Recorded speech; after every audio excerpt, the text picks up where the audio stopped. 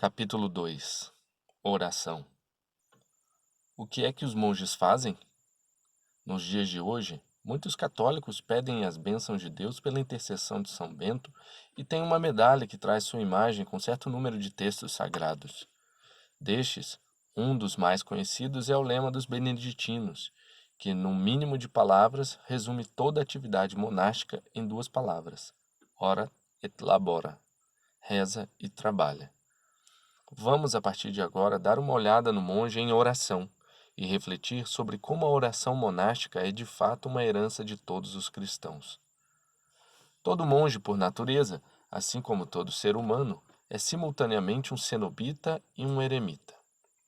É alguém que necessita de alguma forma de comunidade a fim de se ver verdadeiramente humano, e uma pessoa que necessita de alguma medida de solidão pela mesma razão, isto é, para ser verdadeiramente humano.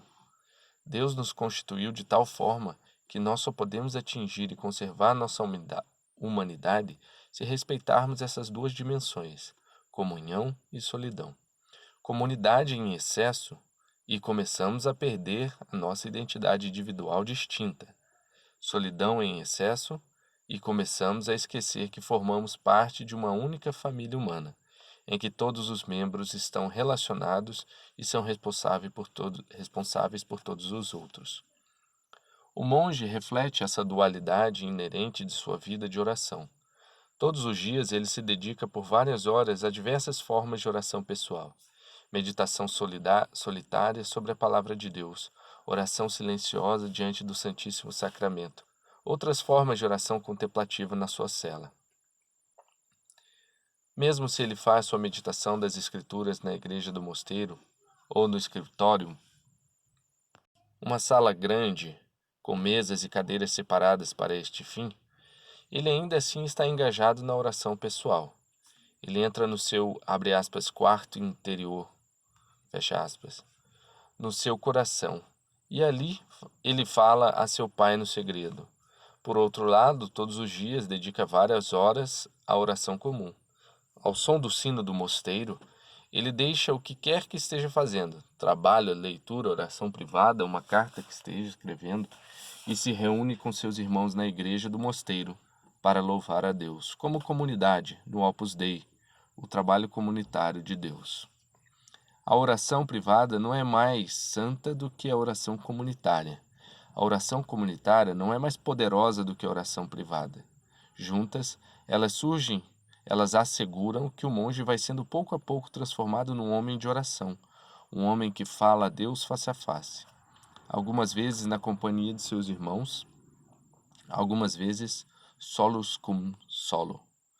Se você perguntasse a um monge típico se ele não preferiria deixar a oração comunitária a fim de poder consagrar o máximo de tempo à oração pessoal ou vice-versa, ele provavelmente o olharia como se você tivesse algum tipo de problema mental ou espiritual.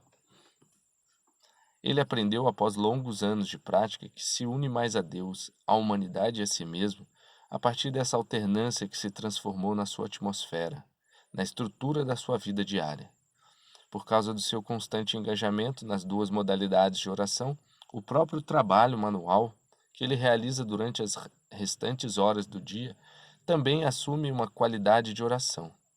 O monge que limpa, cozinha, pinta paredes, colhe, trabalha na contabilidade, prepara uma aula, descobre com alegria que este investimento de tempo e de energia não é menos oração que os seus momentos com a Bíblia ou com a salmodia na igreja abacial. Não é por acaso, acho eu, que o lema citado no início deste capítulo é expresso exatamente com estes termos: ora et labora. A semelhança entre as palavras, sua assonância, indica que o trabalho não é algo alheio à oração, ou a oração ao trabalho. Labora estende e encarna o ora. É a oração das mãos, a oração do corpo. Assim como o ora é o trabalho monástico por excelência, um trabalhar com a mente, o coração, o espírito, a voz, a fim de dar a glória a Deus. Tudo isso nos ajuda a compreender e apreciar que etimologicamente a palavra monge vem da palavra grega monos, um. O monge é o homem que se esforça por ser uno, o mesmo, uma pessoa sempre consciente em tudo o que ele faz, sente e pensa. Esse é seu combate de toda a vida, e é também a sua glória, quando este processo de unificação chega à fruição. Após a prolongada introdução, a primeira coisa que precisa ser dita sobre a oração monástica e sobre toda oração cristã realmente é que ela nasce do contato com a palavra de Deus. Não é através da sua palavra, é através da sua palavra que Deus comunica sua própria vida aos seres humanos.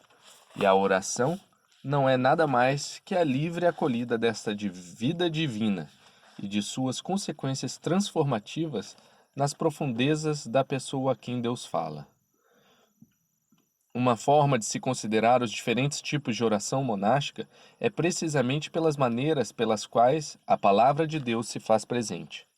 No ofício divino, a oração litúrgica comum da comunidade, a palavra está presente numa plenitude exuberante.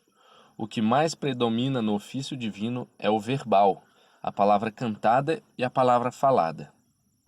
Cada uma das reuniões para o ofício divino, tradicionalmente chamadas horas, é composta de uma torrente de palavras, quase todas elas das Escrituras.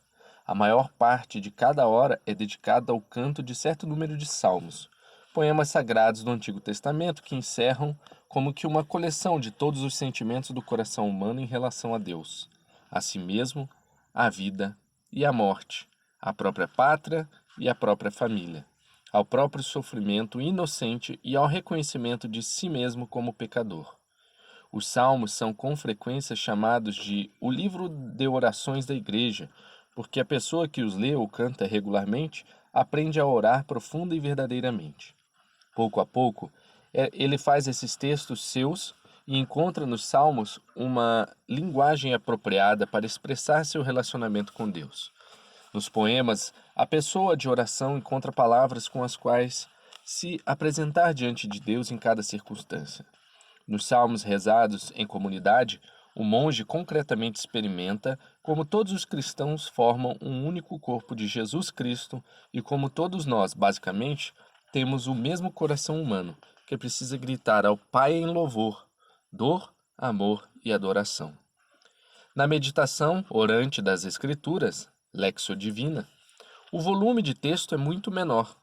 O monge em solidão escolhe uma breve passagem da Escritura, frequentemente uma das leituras da missa do dia, e a pondera lentamente, lendo e relendo o mesmo texto breve, por meia hora ou por uma hora.